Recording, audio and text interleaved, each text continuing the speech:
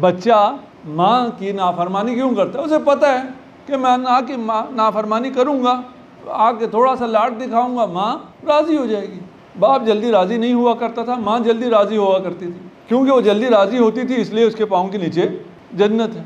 एक शख्स है गुनाह करता है और गुनाह करने के बाद कहता हूँ कि ठीक है मैं गुनाहगार हूँ, लेकिन शफाअत के लिए आइमा मौजूद हैं, वो मेरी शफाअत कर देंगे, मैं जन्नत में चला जाऊँगा। किसे शफाअत मिलेगी किसे नहीं मिलेगी वो सारी बातें अपनी जगह। एक लम्हे के लिए इस बात को रख लेते हैं, फ़र्ज़ ये है, इसमें कोई हर्ज तो नहीं है फ़र्ज़ करने में, फ़र्ज़ ये है कि मैं जितने भी गुनाह करूँगा शफाअत हो जाएगी, उस शफाअत के नतीजे में वो सारे गुनाह ख़त्म हो जाएंगे, मैं जन्नत में जवार मासूमी में पहुँच जाऊँगा।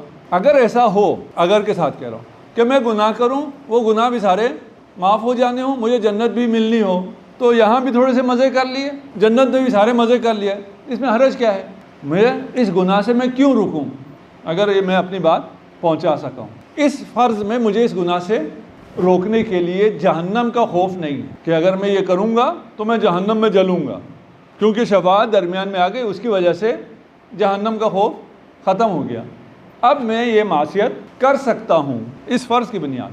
अवलन ये फ़र्ज़ पूरा नहीं है, कोई इंसान किसी मासियत को ये कहकर ये दावा नहीं कर सकता कि मैं ये मासियत करूँगा इसकी शफाअत हो जाएगी। अगर किसी मासियत को कोई हकीर समझकर, कम समझकर, सबक समझकर कि इससे क्या फ़र्क पड़ता है, वो मासियत करे तो वो मासियत क्या हो जाता है? कबाइर में से हो जाता है। वो गुनाह जिसे आपने सगीरा समझा, जैसे ही आपने उस गुनाह को सगीरा समझा वो कबीरा हो जाता है।